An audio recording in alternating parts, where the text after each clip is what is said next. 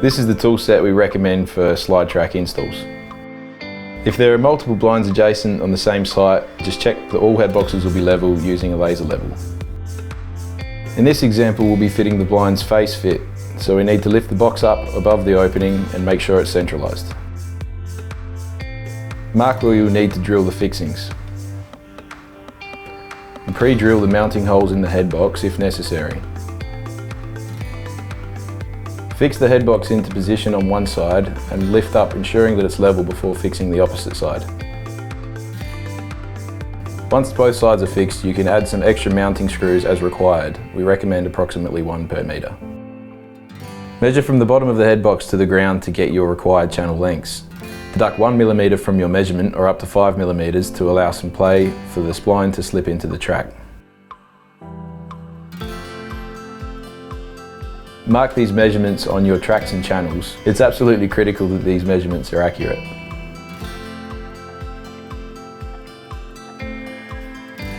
You need to mark where your channels will be fixed to the wall.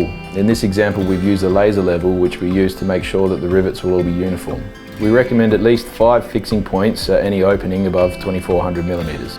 In this example, we're using angles for a face fit. Because this is a face fit, we're fitting the angles to the opening first.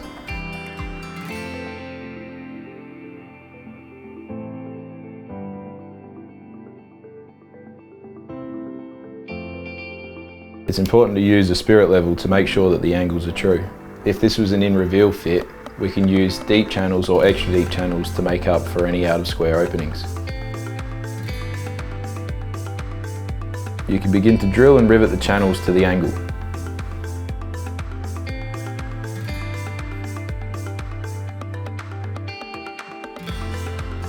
Repeat these steps for each of the 5 fixings along the opening.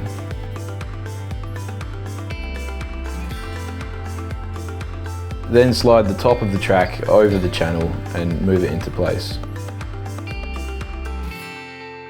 You'll need to add tension to the spring in the pre-assembled top tube. Some blinds will be supplied pre-tensioned from the factory with a sticker that says "Warning, pre-tension spring." For blinds that are not tensioned, you'll need to do this on site.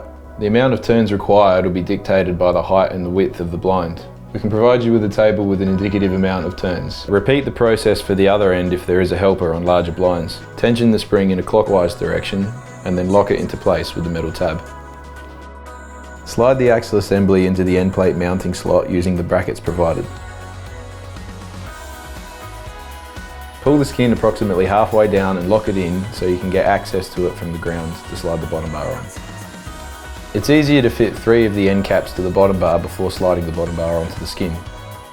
Slide the skin into the open section of the bottom bar, then fix the remaining end cap into the bottom bar.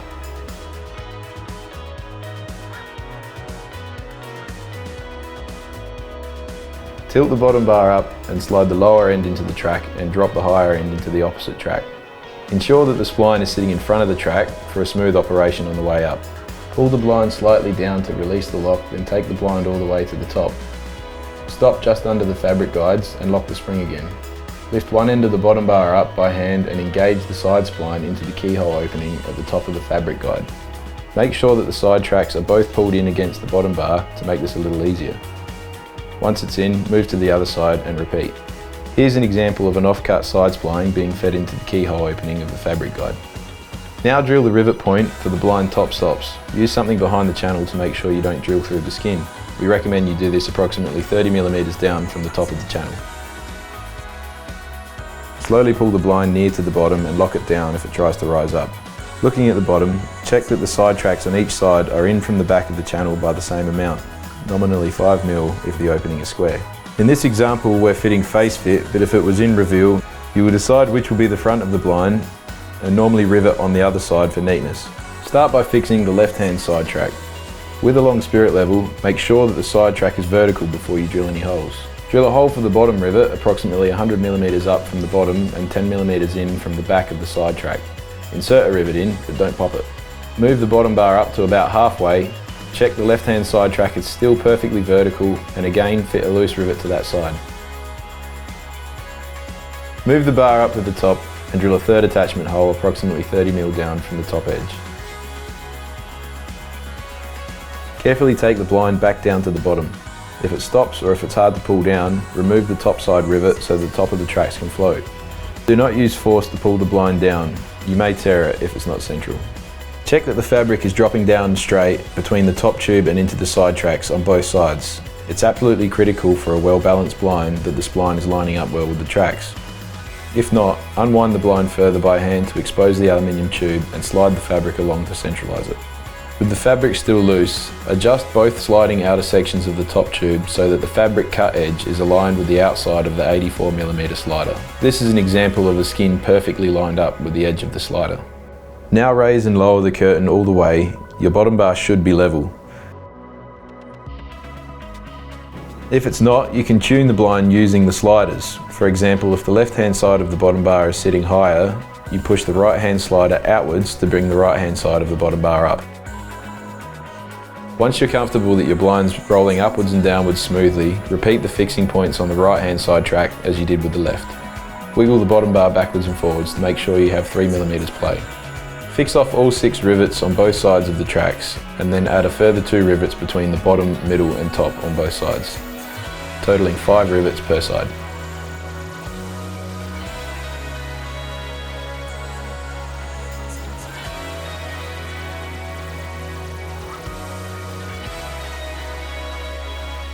Attach the head box cover and rivet into place at both ends.